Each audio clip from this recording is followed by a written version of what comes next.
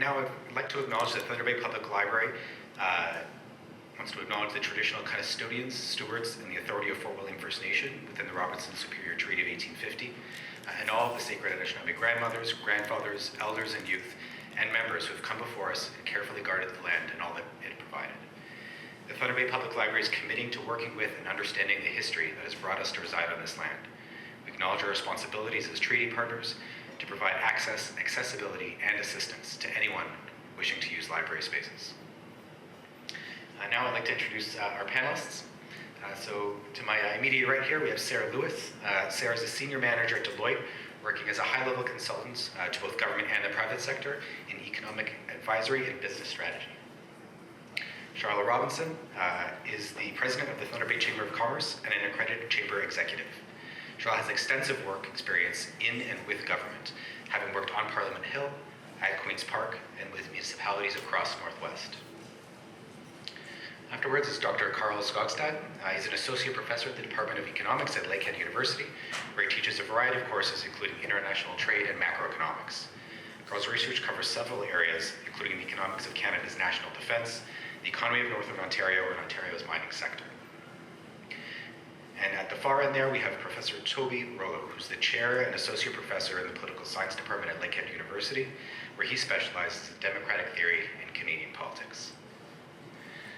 So just to explain the format a little bit for tonight, it's going to be a little more free-flowing, right? This isn't a candidate's forum or any kind of interrogation. This is more a natural, free-flowing discussion. So we're going to kind of throw some questions out, but it's not going to be a 1, 2, 3, 4 questioning. Hopefully the panel will just jump in. Feel free to build off each other's comments, kind of pose questions to each other if you feel like it. And I'll be here to help, keep things flowing and throw in some extra wildcard questions if things get a little too dull. All right. So first off the bat, I'm going to call on our resident economist to just give us a little bit of context. There's been so much happening in the news. I saw more headlines this morning. Maybe you could just tell us a little bit about what exactly is happening and what's the general context for the trade war that we find ourselves in right now. Sure. Okay, well, thanks for having me here. What's happening right now, I guess, is the incoming U.S. administration is saying that they're going to put, or I guess they're not incoming, they're in now, have said that they're going to place tariffs on Canadian products coming into the United States. So a tariff is a tax, so it just would mean that Americans wishing to purchase a Canadian product are going to be paying 25% more potentially for that product, and that extra money will go into the U.S. Government coffers to be used on whatever they want. Canada said if you go ahead with that, because we have a free trade agreement, the CUSMA, if you go ahead and do that, we're going to retaliate with tariffs of our own on your products. And they've come out with a list of products that they're going to tariff in the first round if that happens. And again, if that happens, we as Canadian consumers will be paying more for Canadian or American-made products.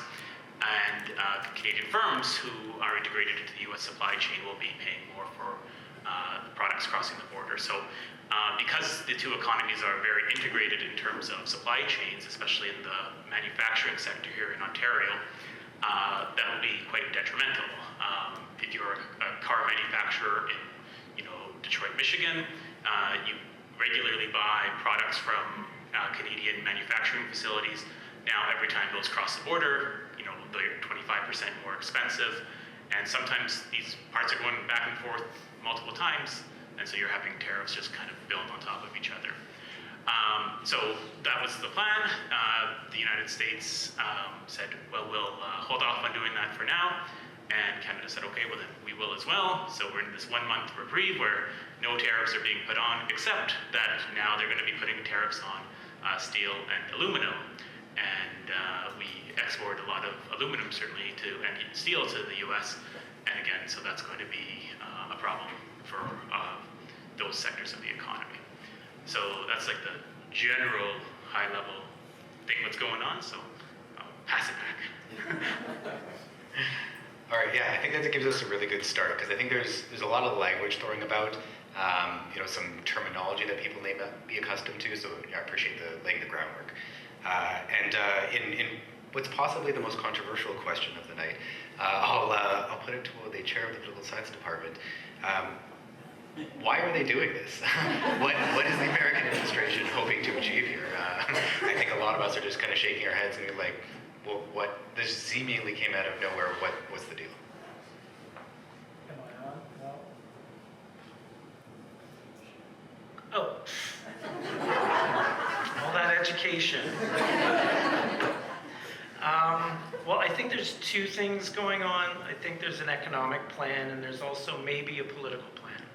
The economic plan is pretty simple. It's to put pressure on Canada and to create an environment in which manufacturing and production moves back to the United States. So just today, I watched one of Trump's many sit-down pressers, and he was saying that, inviting companies that don't want to pay the tariff in Canada to just hop on over the border and set up shop in the U.S. where they won't have to pay that tariff anymore. Of course, that means the jobs also go to the U.S., which was one of Trump's populist promises, right, to the American people and the voters, was that I'm going to bring these manufacturing jobs back and these production jobs back. So, I mean, that's the sort of economic plan. This is what he's tried to do during his first term, but wasn't exactly successful at. But he's going full bore now that he has Congress and the Senate and the judiciary somehow. The political plan may be scary. It might be. And I don't think it means tanks rolling into Thunder Bay from Minnesota or anything like that. But it's probable that the U.S. is pursuing some kind of economic union with Canada where they can have control over the resources that Canada has. Not have to muck around with tariffs or trade agreements or anything like that, to eliminate all of those and just have free access to Canadian raw materials mostly. And that could mean any number of sorts of economic hardships for Canada. It could even mean an adoption of the US dollar.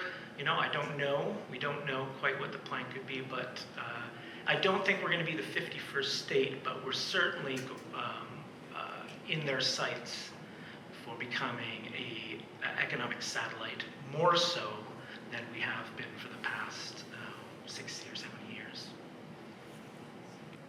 But I could be wrong.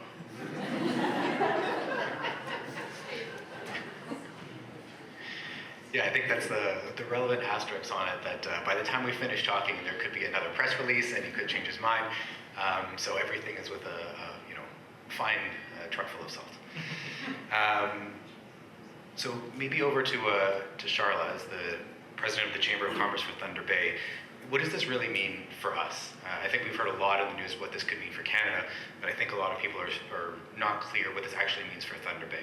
How is this going to affect our daily lives and local businesses here? Yeah, thanks for that, Richard. So it's, I guess the place where we have the most information is around what we actually export. And so we have about 90 exporters in our Thunder Bay business community that are exporters to the U.S. The largest industries are forestry. So we have pulp and paper, we have lumber.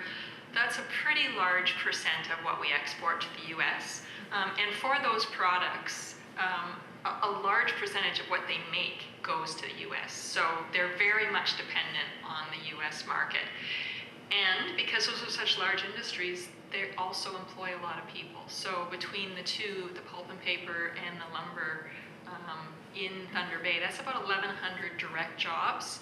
And then if you figure the sort of the economic spin-off of indirect jobs, it's probably another 2,000 or 3,000 jobs that are specifically tied to the forest industry and would be very much impacted by tariffs that would impact the forest sector. We do have other things that we export, but again, in smaller amounts. So things like machinery, sometimes that's related to mining or forestry. So again, there could be a connection based on some challenges in those sectors. But also, food. Think about Heartbeat hot sauce. Think about Prime Gelato. Some of those things that we make here are being sent across the border. And also, we actually do some medical supplies that are going to firms in Texas. And so that's another thing that they really need it. They don't have the source from elsewhere, but the tariffs would still apply. And so trying to figure out what that means.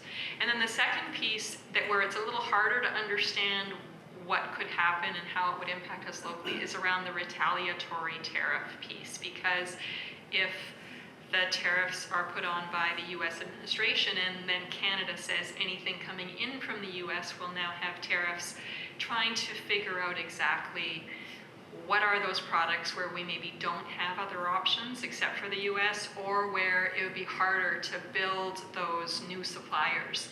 And so that's where things get a little bit trickier for example, retailers to try to figure out what products do I still bring in or not bring in, and they're looking for other suppliers, that kind of stuff. That's where things get it gets a little bit harder to kind of really put your finger on it, because it's a bit of a moving target based on what those retaliatory tariffs might look like and how they may evolve. If I could just do a quick follow-up. What's the mood of the business community locally? Are people panicking? Are people think this would blow over? You probably talk to more local businesses than anyone in this room. So just kind of curious how real business owners here are taking this, and regardless of the economic cost, what's the mental cost on the community? So I think for small business owners, again, there's a lot of uncertainty more than anything, and they're trying to figure out how or if it would impact their business directly. For the larger companies, they are larger companies, and so they have maybe more resources to deal with this. So whether that be, government relations folks, lawyers, that can really help them to sort of plan scenario 1, scenario 2, scenario 3, and be a little bit more prepared for whatever may come our way. So they're definitely spending a lot of time doing that. When I talk to those large companies, they're saying, basically, the last 2 weeks, this is all we're talking about. I'm talking to this lawyer, and then I'm talking to that, and we're talking about, what are the various plans of how we would adjust depending on how this rolls out. So, depending on what kind of business you are, it's a bit of a different situation. And there are certainly some folks who still think that this is bluster. I certainly, I'm of the Maya Angelou, that if someone shows you who they are, just believe them, and don't assume that they're not going to do what they're telling you to do, just as a way to be prepared. And so that's the sort of the commentary that I generally give to business people if they talk to me, let's get prepared rather than being surprised later. Yeah, Sarah, similar-ish question to you. I mean, you said a pretty interesting nexus. Delight works both with provincial governments, national governments, even some municipal level, contracts with the private sector. What are you seeing out there, and how do you see the different types of actors you interact with reacting to this? Thanks so much, Richard, for the question. We, in our economic advisory practice, we work with all levels of government to understand how the economy is shifting and to support different government and public sector organizations in responding. So what's happening, what we are seeing broadly happening across the country right now is at all levels there are roundtables being struck, a gathering of leaders around different tables to understand how to react to this situation. Economic development organizations are gathering contact information, testing business sentiment through surveying and through doing customized economic impact analyses with different scenarios to try and understand what the specific impacts will look like for regions, for provinces, in order to prepare for what could potentially happen. So it's somewhat similar to what Charlotte's talking about from a local business perspective, trying to understand the dynamic scenarios that are in front of us to prepare information to be able to respond as well as we can. I think what we see, Deloitte's done a tariff forecast, which I can share if the library would like to post it, of a 25%, what a minimum 25% tariff would look like, including retaliatory effects. And just to emphasize some of the points that Charlotte's made, some of the significant sector level impacts in terms of GDP impact are along the lines of what some of our areas of employment are here in the region. So including paper manufacturing, transportation manufacturing, and others. One area where there's actually positive impact, is there are always positive impacts to shocks, is transportation services. So impacts on trade, if there's intensification and changing of trade routes, that there could actually be positives for transportation services. And just would like to note that Thunder Bay is a very important transportation hub nationally, internationally. And so there's some importance to us and our community from that perspective.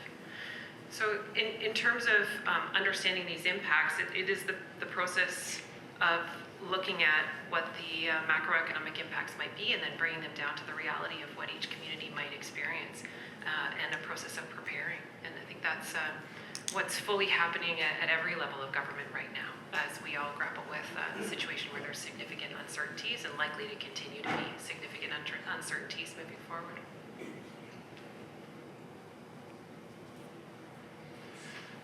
All right, well, if anyone wants to immediately jump on any follow-ups, yeah, sure.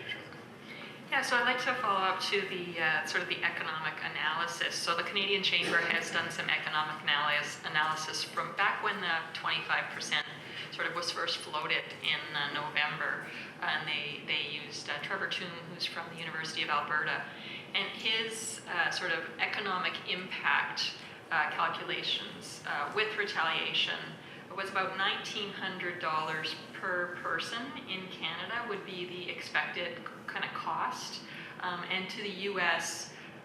Similarly, it would be $1,300 US.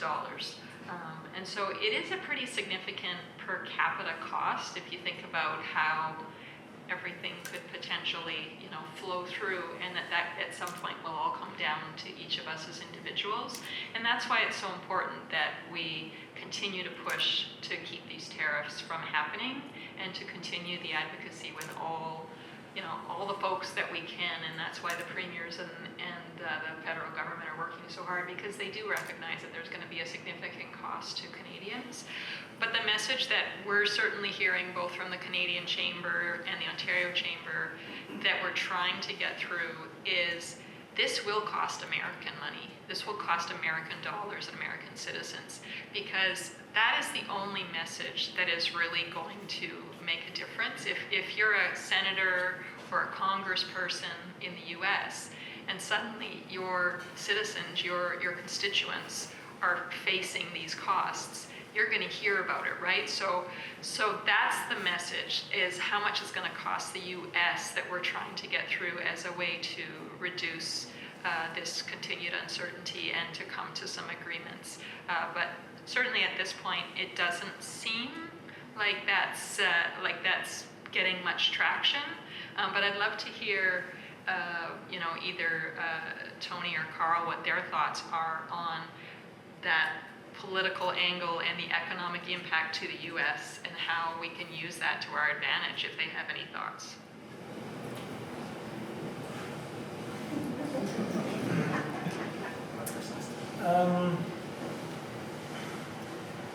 Well, I have all sorts of thoughts swimming around because things are changing so quickly. I think that I suspect that Americans might be, just judging from the support that Trump did have, I mean, his popularity is dwindling, but judging by the support that he did have, I think that Americans might be willing to endure some of the higher costs if they see manufacturing jobs coming back. That's been his kind of, he's been very subtle about it, but when interviewers ask him, when journalists ask him, is there going to be price hikes? He's like, yeah, a little bit, it'll be for a while, but anyways, it'll be in the long run for the better because I'm bringing jobs back. And I suspect that many Americans might be okay with that kind of what they would perceive to be temporary pain in the pocketbook if they see the numbers of jobs going up, the quality of jobs. I should say the quality of jobs and good paying jobs, because we've had, well, before COVID, the U.S. and Canada had fairly good employment rates. It's just that most of the jobs kind of sucked. And there weren't great benefits, and there were gig economy jobs and things like that. But what Trump is promising is these good old-fashioned, good-paying jobs with the benefits, just like your grandpa used to have, kind of stuff, right? I suspect that politically, the population, for at least for a time, might be willing to go along with this. And if he's right, and there's a chance that Trump could actually be right, but he might be right, then his popularity is only going to surge, I would imagine. I should say that this precisely what we're seeing right now with respect to the U.S. and China and other countries is probably what we would have saw with Bernie Sanders as well, had he won the nomination for the Democratic Party to office. His relationship to Canada would have been slightly different, but it still would have been probably tariffs. It probably still would have been this kind of using the U.S. as economic levers to try to revitalize the Rust Belt and get those jobs back to the U.S. But we'll have to wait to see. Yeah, what I'll say is, in some sense, we've been going through an experiment the past 40 years. What is an economy in free trade like? And it turns out free trade does make us richer. The economic pie grows when we have free trade. And what economists identified at the start is, okay, but there's winners and losers in this process, right? There are people who are going to gain from free trade and people who are going to lose out. And Toby mentioned the Rust Belt, and he's absolutely right. There was this area of the U.S. where, your dad worked at the factory, your grandfather worked at the factory, you were going to just come out of high school and work at the factory. It was going to be a good job. It paid well. You got a house. You got a vacation. It was a good life, right? And those jobs disappeared with free trade. Now, the economists would say, well, that's okay. The pie has grown. All we need to do is redistribute the gains to those people who have lost them. And it turned out we were either unable or unwilling to do that. We weren't willing to tax the people who made a lot of money from trade and redistribute to those who weren't making money. And also, there's that nobleness of work idea, right? That, sure, I don't have a factory job. Maybe I'm working at, Dollarama or something. Nothing wrong with working at Dollarama, but maybe it doesn't feel as good, right? And so you went from having this job where you were producing something and, you were working with your hands and that felt really good. Now you're working, retail and it doesn't feel as good somehow. You don't feel you're providing, and a lot of your income's coming from government support. And so maybe we don't want to have a society like that. Maybe we want to say, okay, sure, free trade made the economy grow, but it caused such divisions in society, these rich and poor, that's not how we want to go. And we're going to revert back to having high tariff walls, and we're going to have more of those manufacturing jobs onshore to have those benefits that come with that. And as a cost, we're going to be poorer as a result. As consumers, if you have a good job already, you're going to pay more for that. So you're going to lose out from the tariffs coming in. And maybe that's just the cost that we're all going to have to pay as a society for doing that. But it's going to be a heck of a big cost in the short term as we have all this disruption and as we reorient our economy to being more domestically focused. But in the long run, I think you could come out of it and, perhaps, as Toby said, perhaps Trump is right and things will get better in the long run. And so, you asked earlier, why is Trump doing this? I think there's a bit of that. He won his election on the Rust Belt, back of the Rust Belt states, Michigan, Ohio, Pennsylvania. And so in some sense, he owes them something in some sense, right? Politically, they put him in and he owes them something. And so this is what he's going to do for them.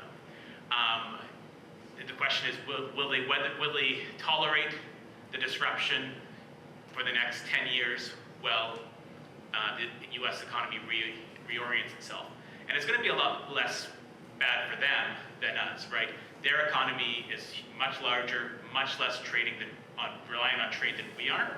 So we can come out of it as well, poorer overall, but perhaps some benefits, but the pain's gonna be a lot harder for us. So is there anything we can do to, talk to the Americans and convince them this is bad? I don't know. I think you make the case, and we've been making the case, and I think the mindset towards free trade has changed in that country, and as I've seen it change here a little bit too. So I don't know if we can do much more. I think it's just going to be a tumultuous 10 years for the next little bit, but.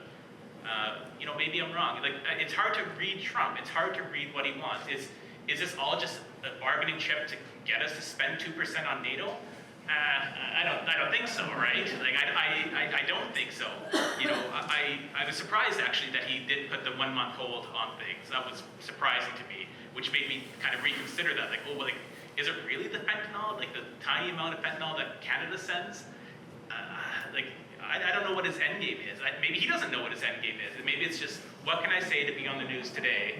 Okay, I'll say that, right? And what will I say tomorrow? Like, I'll have great ideas, right? And or maybe he's just brilliant and he's 10 moves ahead of us and we don't know. And it's hard to know. It's hard to know.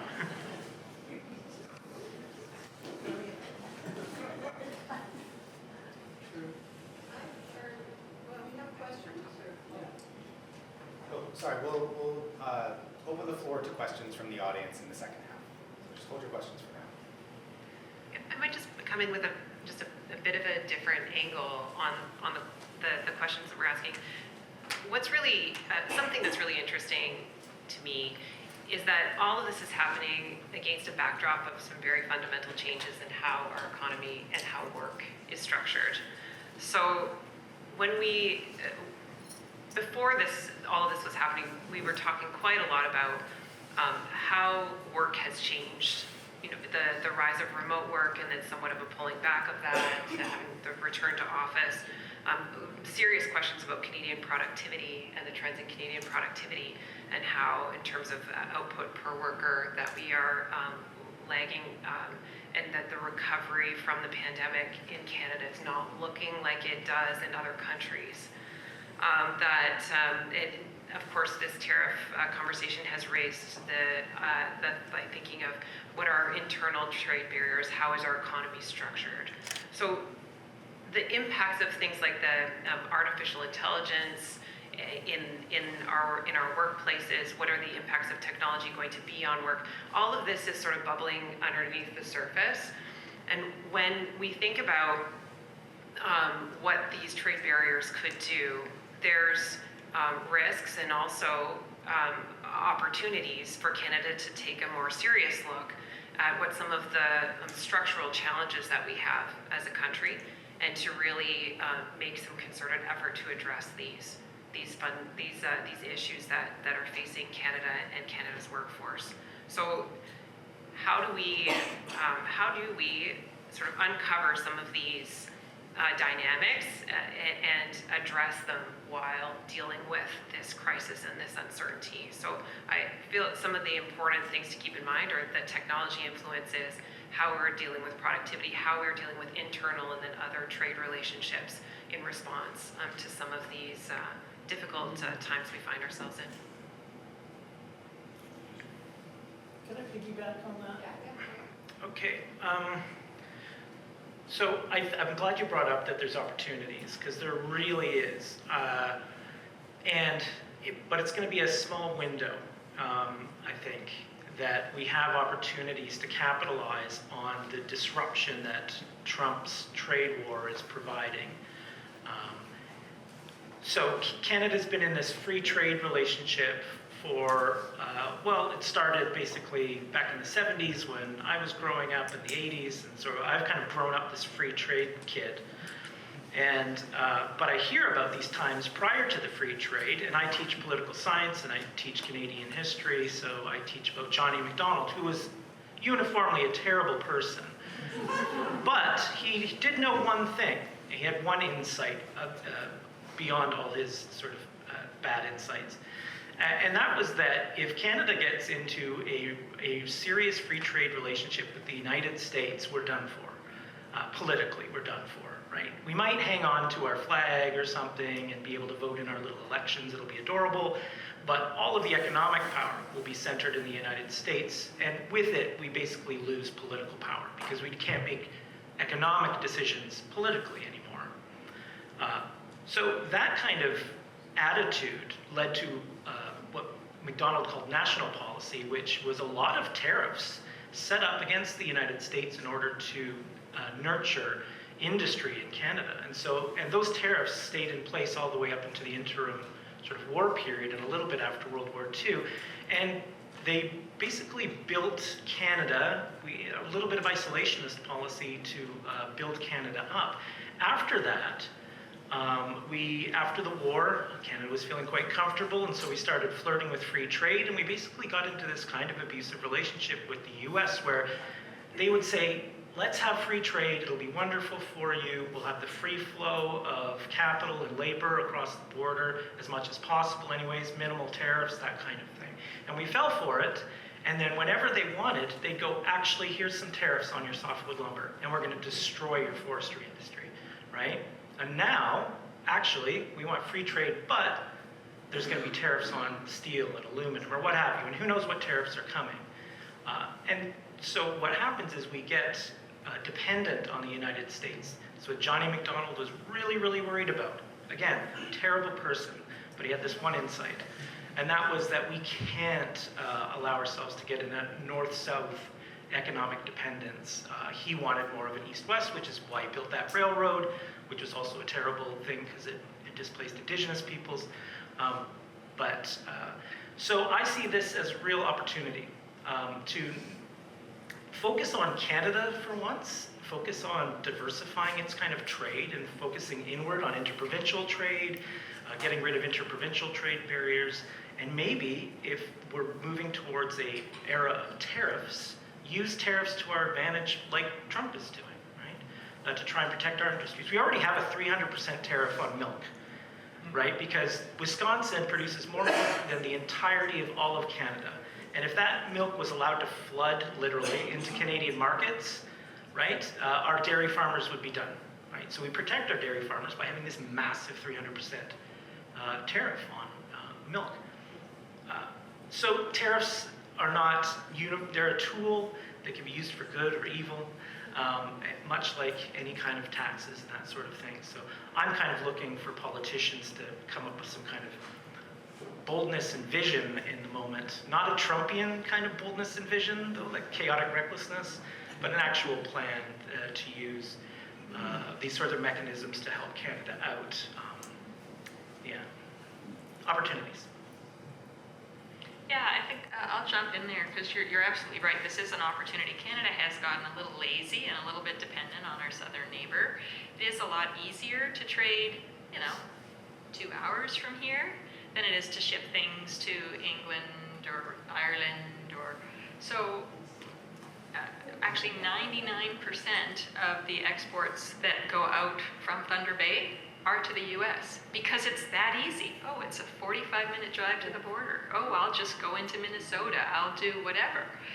But it does breed some contentedness. It's easy. I won't expand too far. So there are definitely opportunities here. Interprovincial trade barriers is probably something that everybody has heard a lot in the news in the last couple of weeks and maybe don't really know exactly what that means.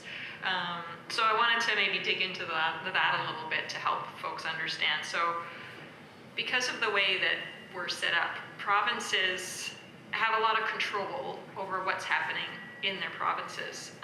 Particularly, lots of health and safety regulations are set by each province. So the health and safety regulations in Ontario may be different than in BC and in Saskatchewan and in Alberta. And so if you wanted to send something that, is different into Manitoba, you have to completely meet a whole different health and safety regime. You have to change your product basically to go there like you would to go to another country, right? We've heard about, this is sort of the example that we talk about a lot in chamber business circles, is like a transport truck driving across the border, needing to change stickers and change tires and change different things because they've crossed a line in Canada, right?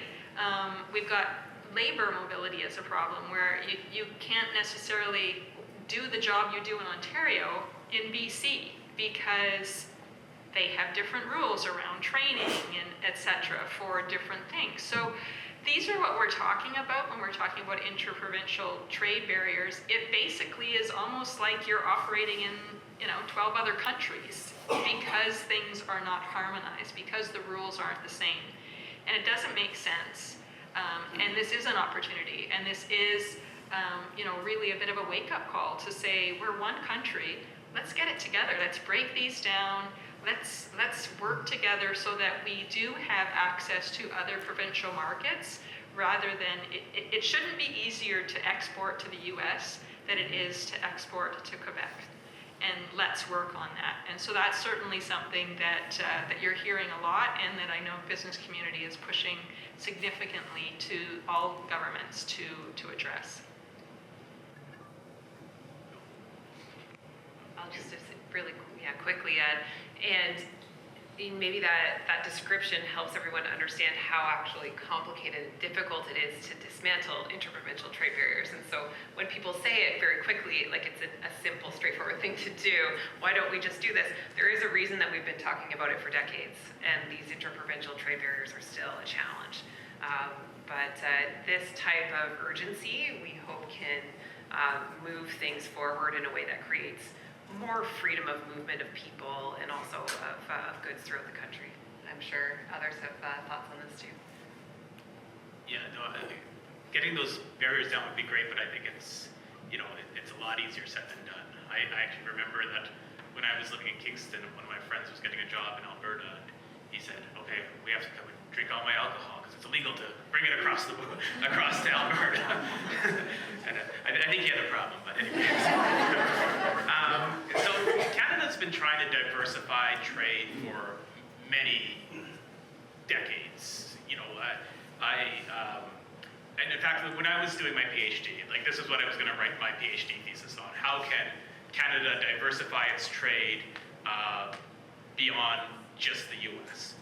And Deacon Baker had this great policy. He was going to do it in the 50s, and it doesn't work, right? It's hard to make it work. In economics, when we think of international trade, we have this model. It's called the gravity model, and it's based off Isaac Newton's idea. And so economists like to pretend we're real scientists sometimes. So we talk about with gravity, the larger the objects are and the closer they are together, the more they're pulling on each other.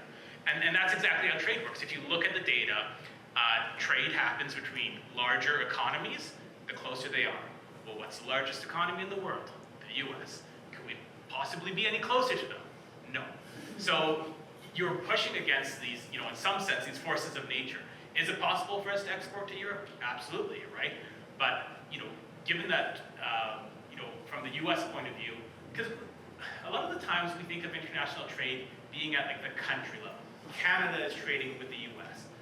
That's the totally wrong way to think of it. Canadian consumers are purchasing American goods. American consumers are purchasing Canadian goods. American firms are purchasing from Canadian firms. It's not a country level thing. It's an individual level thing. If you want to sell more to Europe, you have to convince the Europeans that they should pay higher cost to buy a Canadian good as opposed to one made in Germany, France, Italy. And that's hard to do, right? I don't want to be a defeatist about this, but I think there's a reason we trade so much with the U.S. and it's not. I don't want to say it's necessarily because we're not trying. I think we're always going to be able to outcompete Europeans. Europeans will be able to outcompete us. Shipping costs are real, and it's hard to overcome that. I want to talk about what you were saying about this, keeping us separate from the U.S. And I'm going to be devil's advocate here for a bit, because I've seen where people nod in the room and people shake their heads. And I'm going to see a lot of shaking of the heads here. We are more similar to the U.S. than we would like to admit, I think. They are our friends. When we go there, it's culturally very similar. But it's very clear the gap between their standard of living and ours is widening, right? I just went down to Minneapolis in the summer, and I was like, holy cow. Like, it's almost entering a different world. Like, they have more developed infrastructure, more consumer choice, just industry. Like, they are a richer country than us. Is it good to push back and push away from that? Or is it an opportunity to lean in? Again, playing devil's advocate here. It doesn't have to be a one-sided relationship. I think that the European Union was very hesitant to take down those barriers and come together as a pan-continental organization. But they did it, and they didn't have, the huge waves of people moving. People did move from, Eastern Europe to Western Europe, but not everybody moved. If we were to have some sort of EU-style arrangement with the US, that is something that is worth talking about and worth thinking about what that would mean, right? Because that is a possibility. We could benefit from their know-how. They could benefit from, what makes Canada unique, right? So I don't think, that we have to necessarily push back against that. Is it nice to have Canadian dollars in your pocket? I don't even carry cash around anymore, right? I don't carry cash around. I always feel bad. I go to Metro and there's someone saying, want to support this? And I say, I don't carry cash, right? But, what happens if we lose the Canadian dollar? Well, I don't know if it is much, right? We talk about what it's called an optimal currency area in economics. Do we share a lot of similar macroeconomic shocks to the US? Absolutely. So does our monetary policy closely match theirs? It does. Do we do a lot of trade with them? We do. Would it be easier to trade more with a common currency? It would. So, we don't necessarily have to be afraid of these ideas. I think we should take this opportunity to explore all avenues. And I'm saying that as a proud Canadian who, frankly, doesn't like to visit the US because I'm always scared I'm going to get shot when I go there. So, but I don't think we have to be necessarily completely afraid of talking about these ideas, as scary as they may be.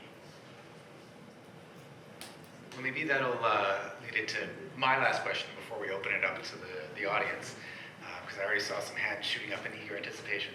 But I want to, since the conversation is nicely following along my forecasted plan, I guess I want to touch on a little bit, going a little bit deeper into two sides of the politics of it. One, this is just anecdotally, I recently saw the leader of the Conservative Party standing in front of a Canada First poster or something like that, mimicking an America First poster. So I'm just kind of curious your take on how the trade war is reverberating through our politics and the implications of that. And similarly at a local level, I'll kind of put the dreaded should word out there, but what should we be doing if people here are looking to do or not do something? Is there a should involved in this? Or is this something where we're more, frankly, passive participants, watching it all happen, but relatively powerless to do anything about it? Because I think that's, I think it's a real struggle when we talk about these monumental, international forces. How does this potentially affect my vote, and how does this potentially affect, my wallet? All right, so whoever wants to jump in first. I feel like Toby should. Yeah, that's safe for you. Nice, easy one. So the question is, why is Pierre Poilievre standing in front of an American or Canadian first? So, politicians have to take opportunities. I won't call them opportunists, but they have to seize opportunities. And this is a huge opportunity, both federally and provincially. Doug Ford has called an election. It's not a coincidence that he called an election right now when he is playing this tough guy character that he's doing right now with the hat and everything. He's doing that, and he's called an election early. It's supposed to be next year, or 176 days or something like that. But he feels like this is the time to call an election because he's going to be successful. And he feels like he's going to be successful because he appears to be the toughest of all the premiers in pushing back against Trump. Now that's the, I'll start provincially and go federally, and I'll try not to take up too much time. But I came prepared because, so Doug Ford, I mean, I'm going to try not to be too partisan here, but Doug Ford's trying to play a character of a tough guy. But he actually released, I encourage you all to go read it because there's an election coming up, the Building Fortress AmCan, Ontario's AmCan Growth Plan. 3 weeks ago it came out, maybe 2 weeks ago or something like that. This is Doug Ford's economic plan. I mean, provinces don't trade in like trade agreements or federal jurisdiction, but provinces are kind of getting in on the game. But this is completely the opposite of what Doug Ford has been saying publicly with his hat on, right? When he puts his hat on. This is a complete capitulation to, it's a love letter to Donald Trump, basically saying we need to double down on free trade, we need to become a service to the United States in providing our raw materials and things like that. It's the complete opposite of what he's saying publicly. That's not surprising if you follow politics, right? I imagine the same thing is going to be going on federally. I'm very disappointed in the leaders of all of the provincial parties. They all seem to be fumbling the ball right now. Jagmeet Singh is nowhere to be seen. Trudeau has countered tariffs, but no vision. Carney, similar. And Poilievre is doing some weird, let's put all of the fentanyl people in jail or something like that. It has nothing to do with anything, but he's responding to Trump's, populist talking about fentanyl and whatnot. They're all fumbling the ball, I think, but they're all desperately trying to use it as political fodder. Both the Liberals and the Conservatives, they're the only two parties who have made it federally, have horrible records on protecting Canada, opening us up to free trade, which devastated lots of our industries, softwood lumber and whatnot. And maybe they'll do something different moving forward. I can't speak to the NDP because they've never been the federal government. So, I mean, those are my scrambled sort of thoughts on it right now. But I mean, they'll probably change day to day as things develop. Yeah, we're just going down the line. I don't have much to say about this particularly, but I think it's very disappointing that so much of the airtime about the provincial elections being focused on this when it's not even necessarily a provincial issue, right? Like, yeah, the provinces will be able to respond in some way, but it's clearly tariffs are a federal issue, and there's a lot of provincial issues that I think just need more attention right now. Healthcare. Yeah, exactly. And education. So that's all I can say about that. I guess I'm just disappointed that it's sucking some of the air out of the room. So I'm not going to get into the politics, but I want to talk about what we can do as local consumers. Certainly, shopping local has never been as important, buying from local businesses. But there is a challenge because, as we've already identified, some businesses carry products that they ordered 6 months ago that are from the U.S. And so they're worried if citizens don't now buy this running shoe, I'm stuck with it. I've paid for it, right? So it is a bit of a double-edged sword. We want to support local. We want to buy Canadian. We want to support Canadian businesses that make Canadian products and support workers across the country. But we also need to be cognizant of not going so far that it actually becomes a negative to those businesses that are carrying certain product lines that the customer used to want. But because they're American, maybe the customer doesn't want, and now they're left holding the bag. So it is a really tricky balance to manage. But certainly, shopping local is always better than shopping on Amazon. And supporting local workers by going into local stores versus buying on your computer from somewhere far away is always a better thing to do, and helps to support your community. Helps to pay the taxes and support the services in the community, and helps to provide jobs for your family and for your neighbors. So always shop local wherever you can in a local store versus shopping and having things mailed to you from other countries would be my best advice.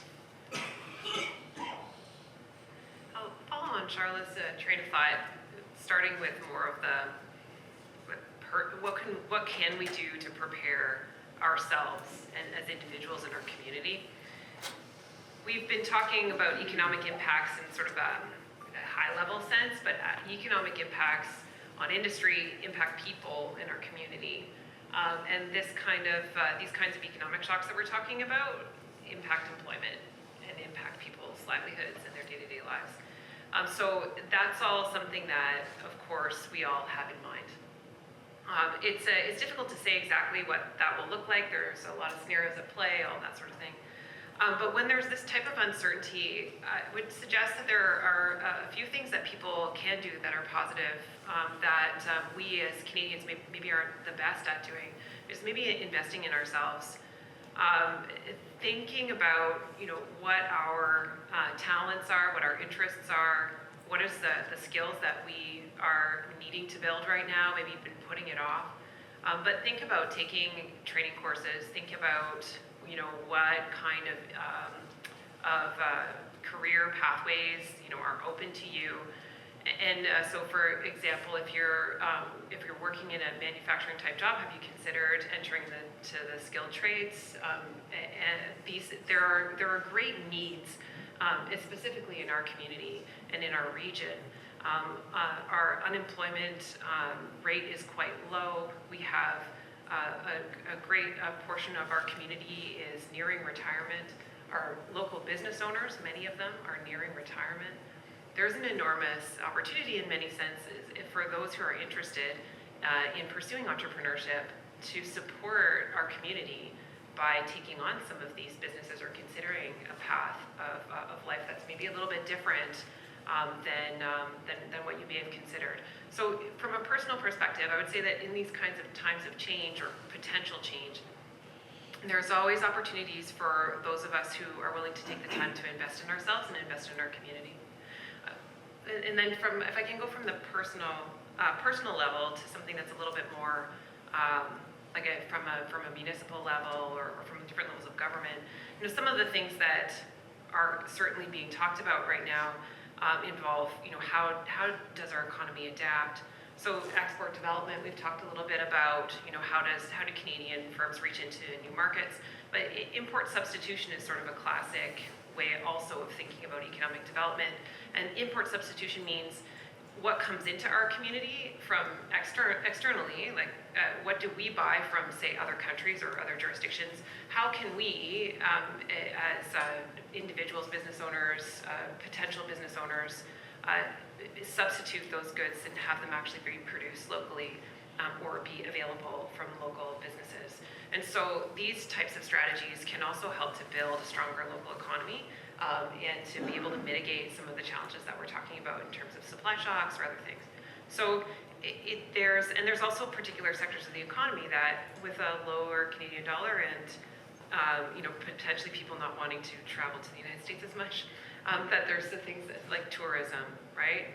Celebrating Canadian culture, the wonderful cultures that we have and tourism experiences that we have across the country, and really promoting those for people to come and enjoy time in Canada. I would say that also infrastructure development, our beautiful marina that we have in Thunder Bay came from a time of difficulty, and investment on the part of government in infrastructure and communities. And so on the part of governments, on the part of businesses, thinking about, how do we build stronger transportation systems? How do we build stronger communities through these difficult times? We don't actually have to have the tariff happen in order to take the initiative to do these things, but maybe the potential of the tariff happening or the tariffs actually happening or other kinds of trade shocks happening give us a bit of a push to be able to make these plans and then ultimately make them realized in a way that may not have happened if we didn't have some of these difficult times ahead of us. So there are some thoughts from a personal perspective and then also from a government or industry perspective on what can be done. All right, thanks. Well, I think it's a nice forward-looking, maybe optimistic take before we go to the audience and see what you have to say. Yeah, in the far back there. Yeah. Hi. Is it working? Okay. Thank you so much. So this has been really helpful. One thing, Sarah, you mentioned it was the aging population that we see in our communities, the transportation difficulties. So I was curious if, and this is for the entire panel really, but can you talk about the differences between, or potential impacts between rural, urban, northern, that this situation, we'll call it, could have?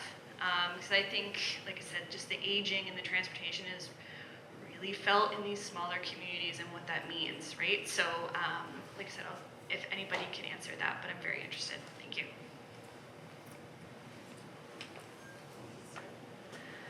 Thank you so much for the question.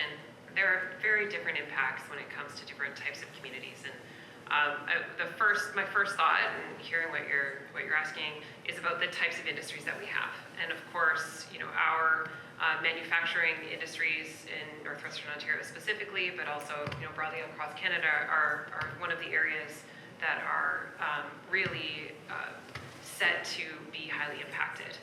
And so there are disproportionate impacts in a region like ours, where these employers are very significant overall in terms of the aspects of the economy where there is this type of export business, or where there's external funds kind of coming into the economy through a manufacturing type business. So I think that there's got to be some kind of consideration for the extent of the impact of the loss of a major manufacturer in small communities, as we've seen across Northwestern Ontario with the loss of many of our forestry manufacturing businesses, over the past years. But also auto manufacturing, I would say, broadly in Ontario, set to create challenges in some of the smaller communities and regions where these types of supply chains exist, and also those manufacturers exist. So I would say that there's like an industry aspect to your question, but then also just some of the challenges that are faced from rural communities when there is a loss of a major manufacturer, and the loss of younger people, or a generation sort of out of those communities. So certainly it's something that it feels very different living in a small community where there's been loss of a major employer, and that's something to take into consideration as this scenario plays out, in terms of just the number of options and the level of resiliency in some smaller communities. That's my first thought. Yeah, Carl? I'll just add that I think the other thing to look for is that if the auto sector gets decimated, you might say, well, we don't have auto manufacturing up here, we'll be okay. But it's going to be a provincial-wide effect, right? Like, that drives a lot of tax revenue, and so if the provincial coffers go down, then that's going to affect the money that's available up here for the hospital, for schools, for the university and the college. It is all these knock-on effects. So yeah, you're going to see these kind of isolated pockets where that town was really hurt because they lost their manufacturer, but then there's going to be this global effect across the whole country and the province where we're all kind of suffering as a result too.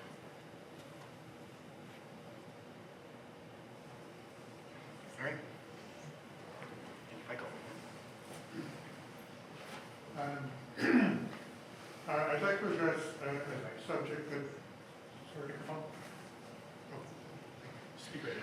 I'd like to address a subject that I haven't heard much about, and that's shipping. Planes, trains, trucks, ships.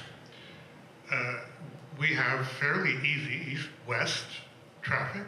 We have fairly easy international traffic with planes. I mean, you go to a supermarket, we've got oranges from South Africa, and lemons from the Middle East, and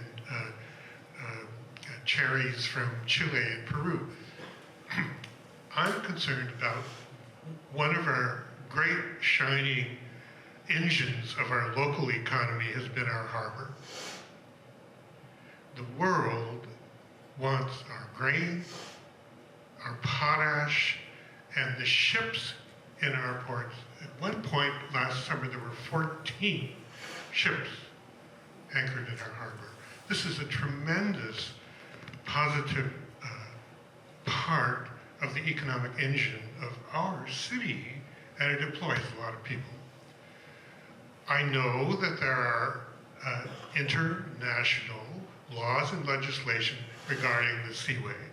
I know that the orange-headed monster doesn't give international laws, and he's shown us that. What, if anything, can happen to our economic engine of our ships in the harbor through an international seaway?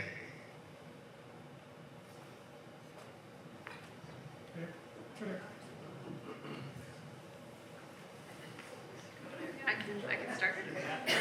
I just would say that transportation services is one of the sectors in which these types of tariffs and trade dynamics is actually set to benefit. So that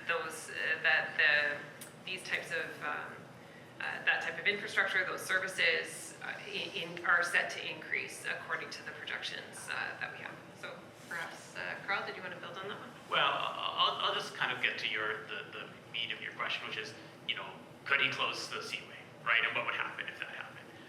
The answer is yes, he could. The law exists, but laws only have effect if they are enforced. We cannot stand, if they choose to close the seaway, there's nothing we can effectively do to stop them. So yes, that would be extremely detrimental. Would he do it? Your guess is as good as mine. So yes, if he did it, it would be tremendously bad for the city of Thunder Bay and the port of Thunder Bay. So let's hope that it doesn't happen. Charlotte, are you hearing anything from the port these days, or are they're keeping their heads down? I'm going to be careful here. Michael, you did point out, for example, grain, right? So a lot of grain comes through from Western Canada through our port, but it's bound for Europe, it's bound for Africa, it's not going to the States. So it does provide some opportunities for increased, transportation of things that perhaps people want to get around going through the States, and they'll see the Canadian, shipping routes as an option. Certainly, the Soo locks being owned by the U.S. is a bit of a concern. Haven't heard any specific threats about that yet, but anything's possible. But I mean, again, it all depends on the product, right? Potash is a large export to the U.S., and so if there's a retaliatory tariff on potash, that may reduce the amount of potash that's going to the U.S. But then who else needs that potash, right? So where else can we ship it? So it is definitely something that I know the port is looking at how that may impact things, and our port has been very active in recruiting shipping partners that are not U.S. based, that are from other jurisdictions and not from North America. So that is a little bit of comfort there that we have those strong relationships already. All right. Who's next? Yeah. Oh, sure. Yeah.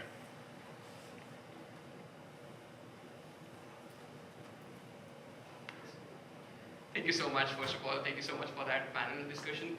And so my question is regarding Thunder Bay. So how can the local businesses in Thunder Bay make themselves protected from these retaliatory tariffs that we're going to impose if things go south? And are there any emerging opportunities for the city to dwell on from this opportunity that's coming up? That's a neat question. I was looking at Carl. I was hoping he would jump in there. So certainly from a small business perspective, as I said, businesses are starting to look at potentially what are other supplier options. So perhaps they have been getting their running shoes from, an American company, but maybe there's a company that they could get running shoes from to sell that are not through the U.S. because they will potentially be subject to threats.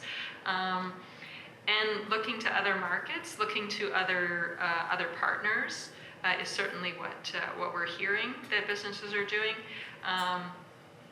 But again, it depends on what you're selling, right? And so that becomes part of the challenges. Some things that you might sell, maybe you don't have a lot of other options. So it is very much a business by business evaluation.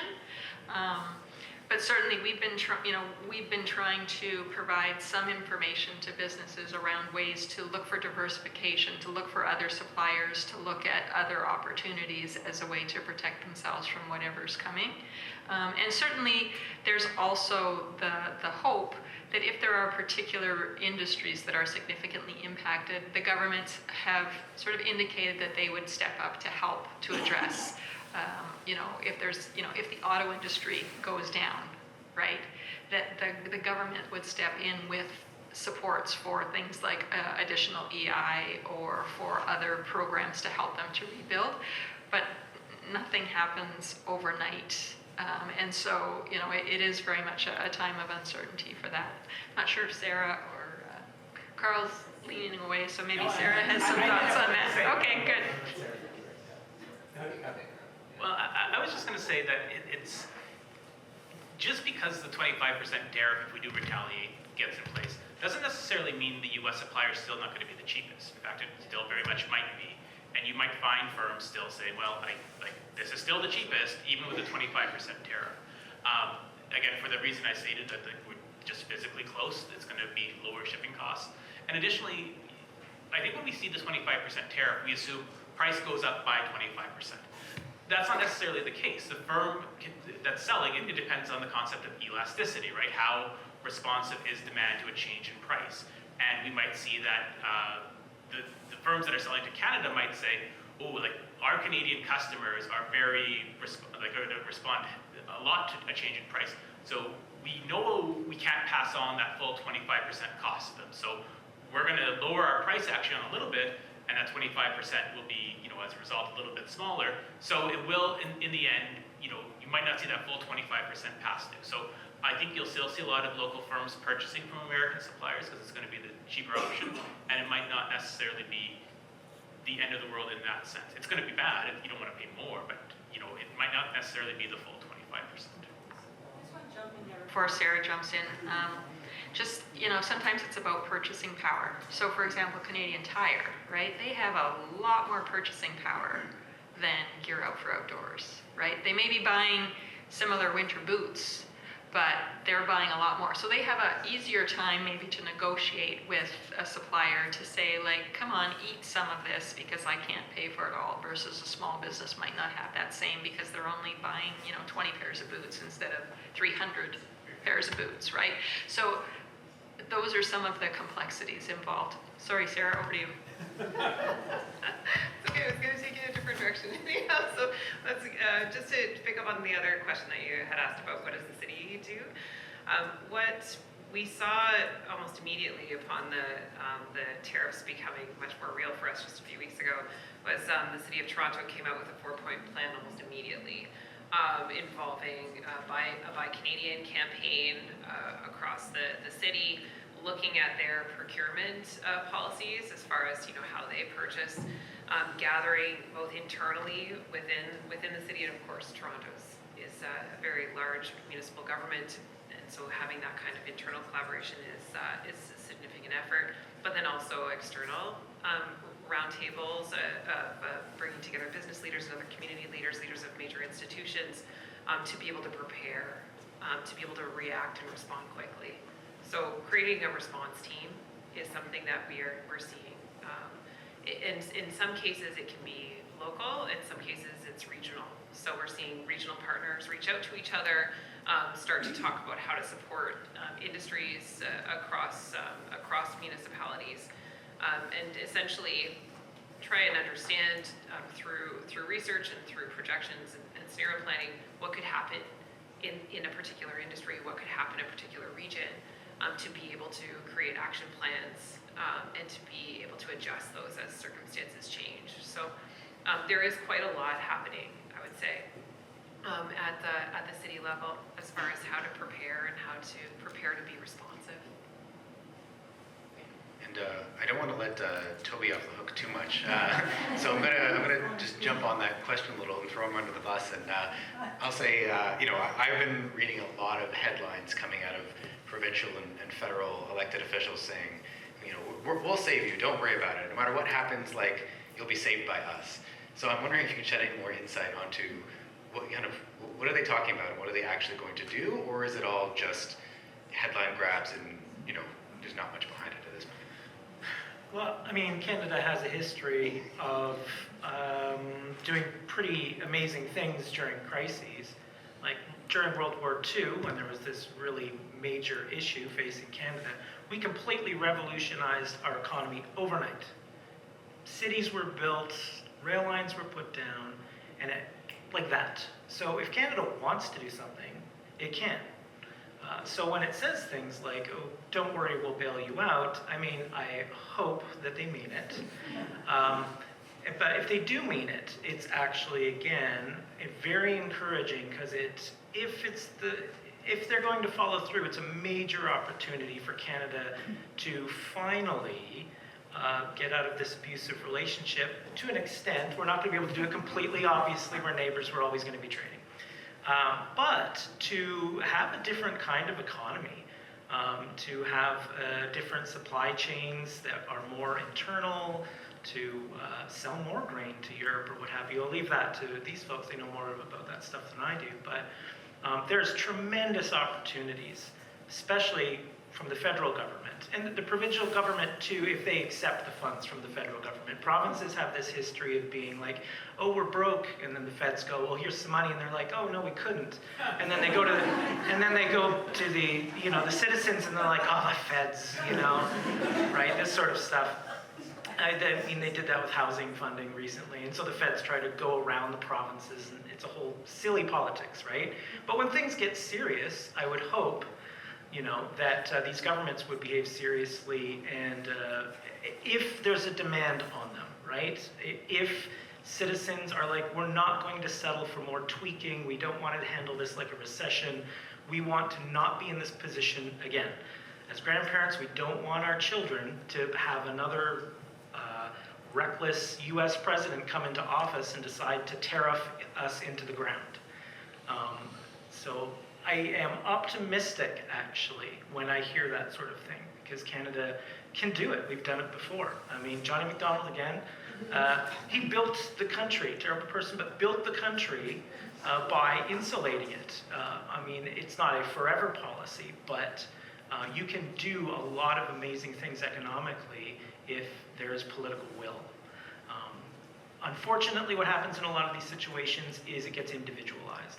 It ends up being, well, it's your choice or your choice. What are you going to do to stop Trump's tariffs or whatever? How are you going to cope as an individual?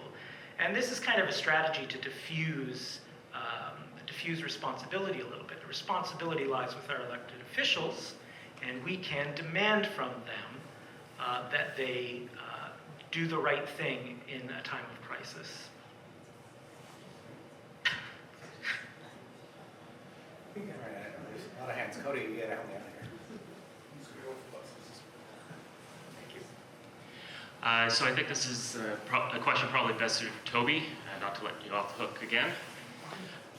So understanding this is probably a gross oversimplification, but if we're operating from the baseline that Trump and Poilievre are somewhat similar in the sense that they want to axe the tax, they want to bring things, back home. And notwithstanding, Poilievre has probably fumbled the ball a little bit on response and key messages. Should Poilievre be elected as our next prime minister, or after Carney,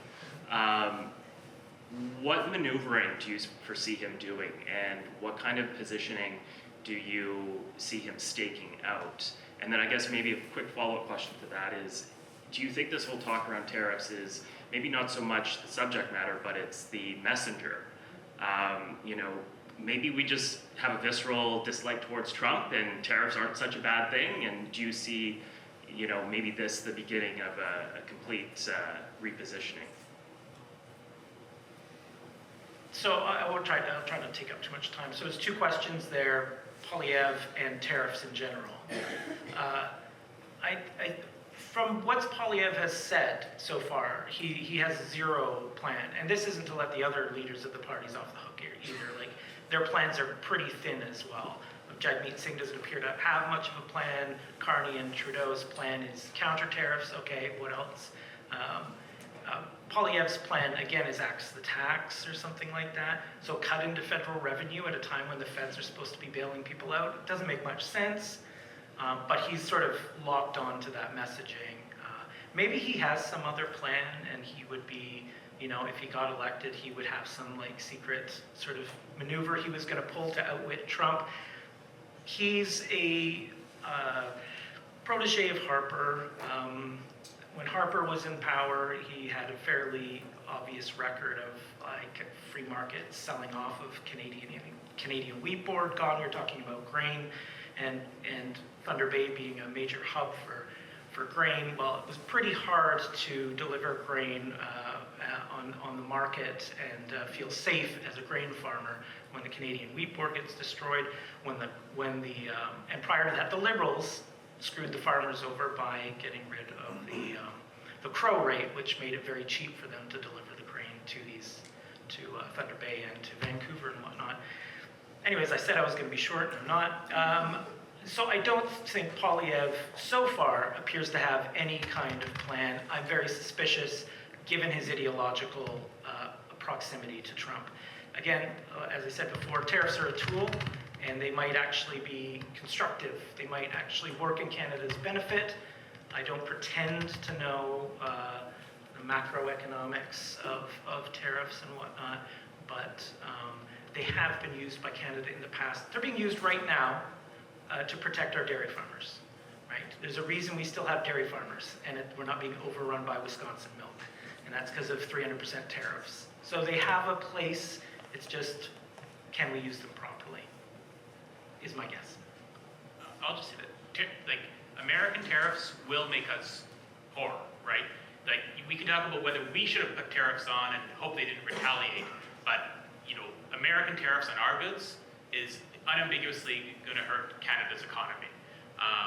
If we had acted first and the U.S. said, oh, do whatever you want, like, we're not going to start a trade war, then yeah, maybe these could have been beneficial, but as soon as you're in a trade war, then, you know, them putting tariffs on us, unambiguously bad for us.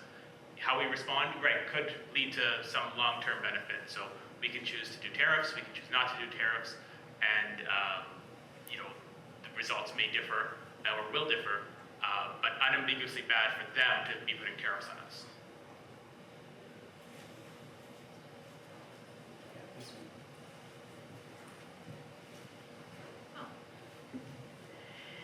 Thank you. It might take me a minute to get to the question, but I'm thinking about Alstom, manufactures streetcars, subways, and so on. Now, in 2022, Ontario content was reduced from 25% to 10% by the Ontario government.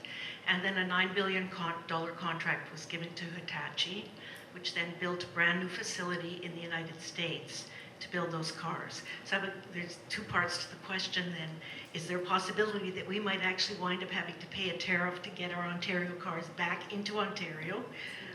There's the question of whether that contract should have been given away in the first place. But then, you know, does it create an advantage? So the Americans have a roughly 75%, I think, content requirement.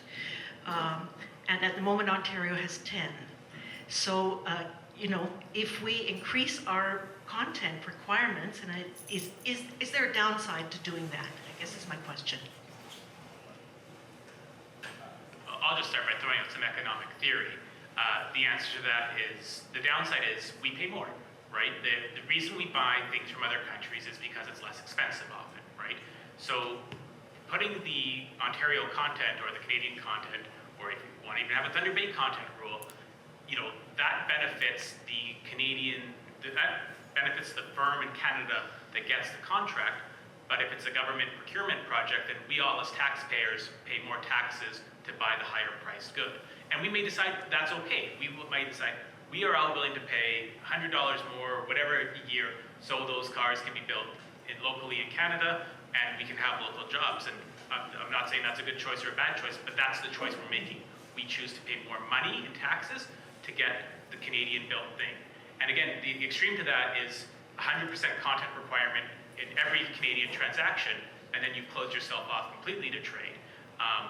There are benefits to trade, like I said. Trade makes the economic pie bigger, but there are winners and losers. And if we had 0 Canadian content requirement and the factory closed in Thunder Bay, that would be bad for the workers, that would be bad for the community.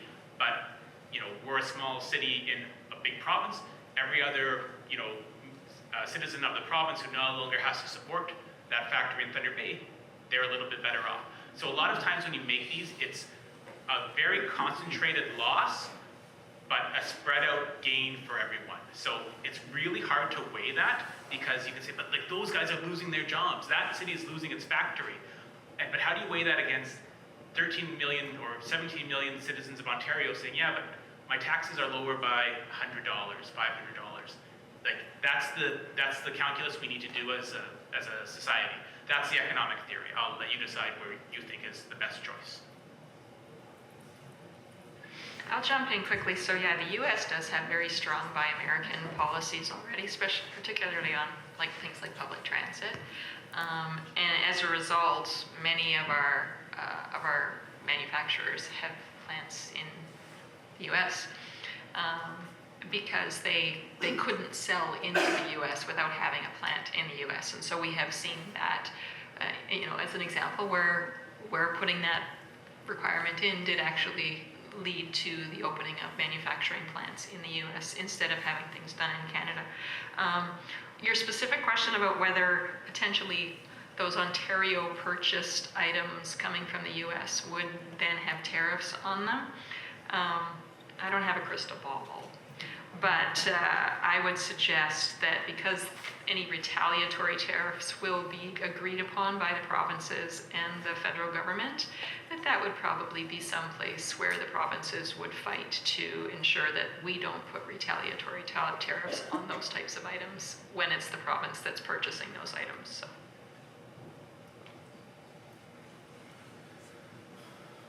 All right, Cody's in charge of this one. Okay, so I'm clearly a very young Canadian. I'm just turning 18 this year. So I'm trying to start out my life, and obviously things are difficult for young Canadians right now. The idea of owning property or owning a house is pretty much out of the question. Inflation is incredibly high. It is very difficult to start, and the looming threat of tariffs is only getting more and more scary. So is there anything for younger Canadians or Canadians that are just entering adulthood, starting to get jobs, to fear or to look out for? And what can we do to brace ourselves for the future, since we're probably going to be the ones living through the effects of this great change in Canada?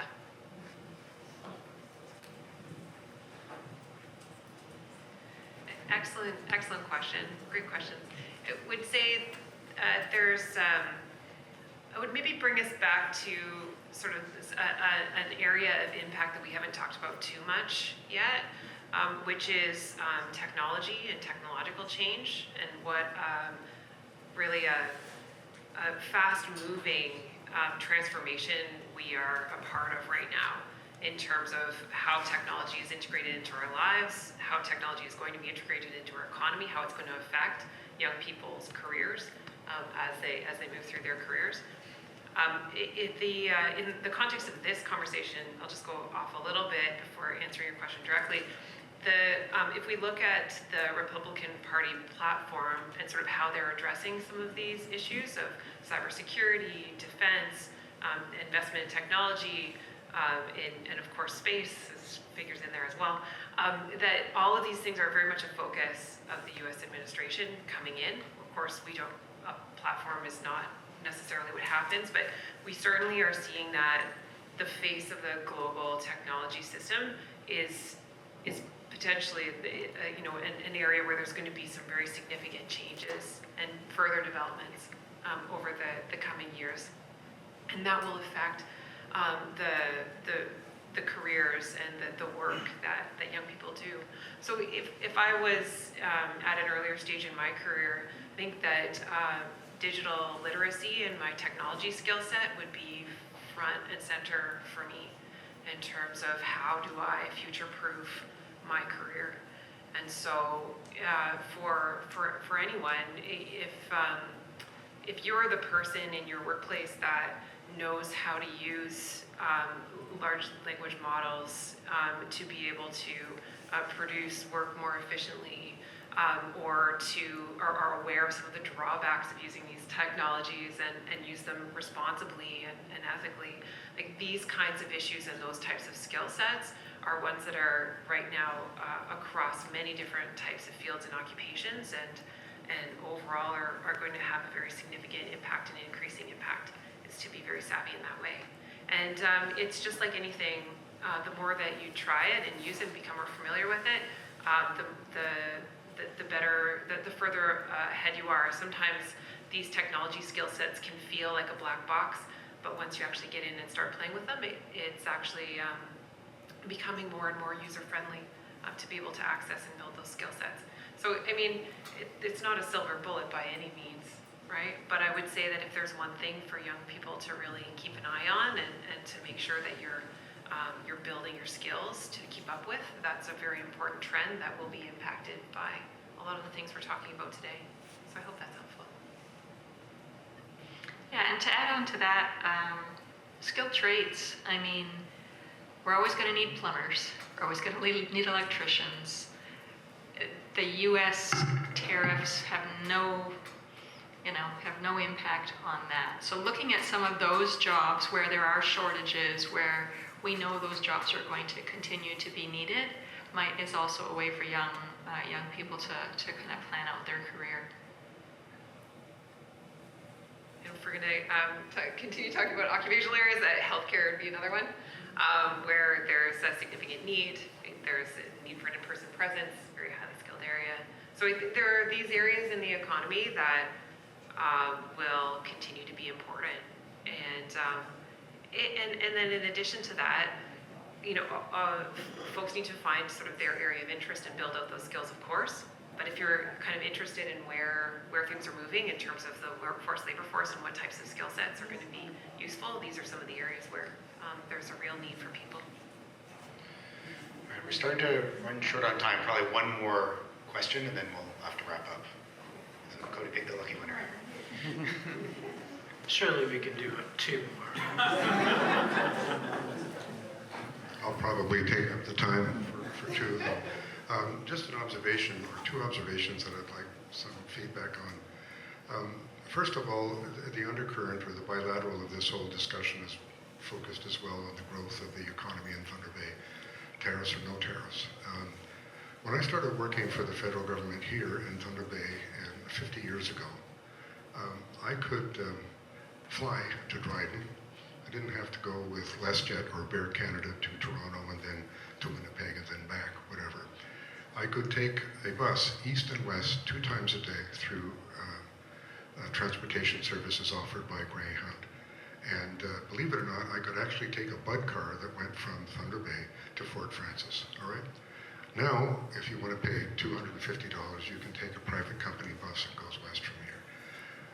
Surely, one of the most important points about attracting skilled labor to this area, skilled labor of any kind, or labor of any kind to this area, would be the adequacy of a transportation system, which essentially I think has collapsed. I was working in Ottawa at the time when I took the last train that went through all of these wonderful First Nation communities that CP had taken their land from years and years ago, and then they stopped it because transportation by rail is far more important. So the first observation is that if you're going to grow the economy, we've got over 60% of this population, as Charlie was saying, on the verge of retirement. How do you do that? By having a transportation system that actually works. Secondly, and this refers to, I can't even call it a temperament because I don't think that narcissistic sociopaths have a temperament, but if Agent Orange decides that the Midwest farmers are running out of water, and I'm talking North, South Dakota, Iowa, the Western Illinois, etc. I was involved at one time in my very checkered career in renegotiating the Great Lakes Water Quality Agreement. We allow X number of cubic feet to go through Lake Michigan on a pipeline directly south, right? If that is part of my language, I'm wanted in 4 states and 3 provinces, so I have to be careful. If he decides to open the floodgates there, Eventually, with climate change, that's going to have a major impact, believe it or not, on the level of water in Lake Superior, which is going to affect our shipping, right? So that is very much down the road, or it could happen based on his temperament as part of the tariffs and reciprocal arrangements. So I just like your observations about the transportation issue and also about the temperament of this president and the possibility of really losing a substantial amount of our water simply because farmers, because of climate change, etc., are running out of it in the Midwest.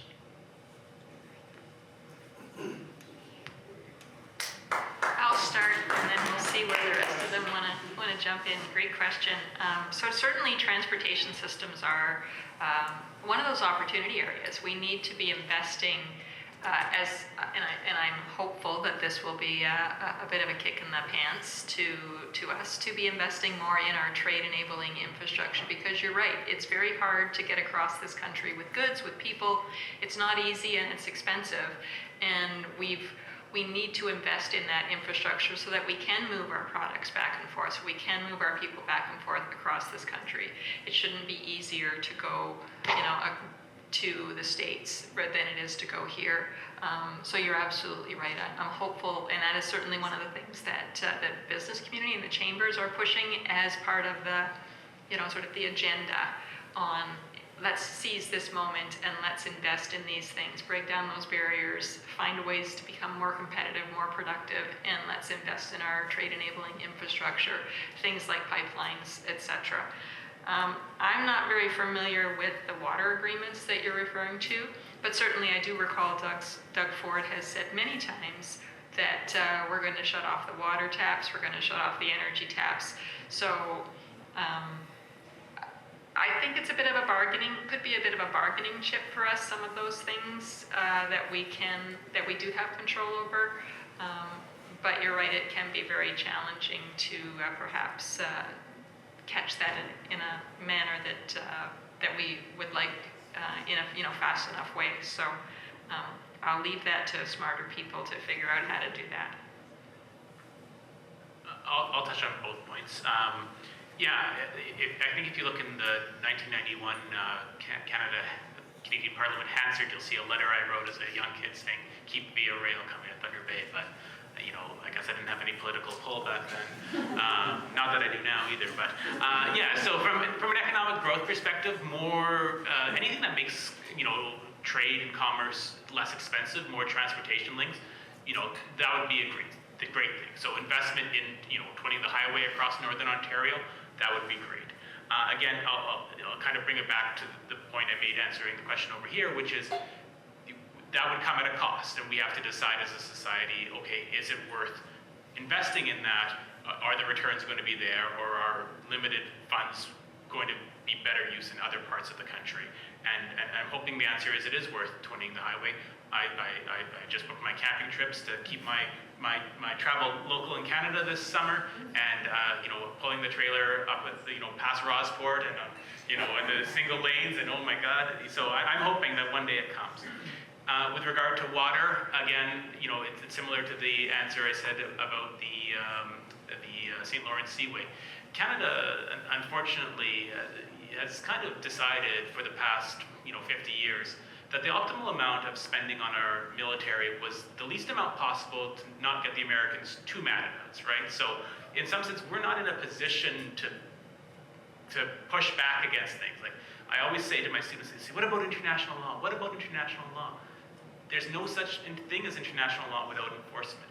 If they decide we're just going to drain the lakes, the only mechanism we have is to somehow, war. Like that's really what it is. And it I hope it doesn't come to that.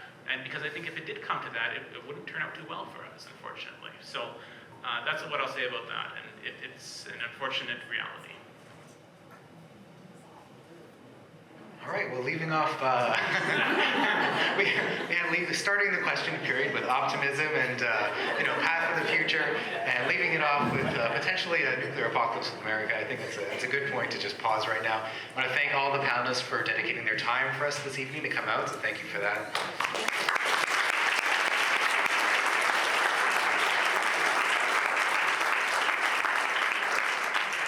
I just want to thank all of you coming out, supporting the library, being here.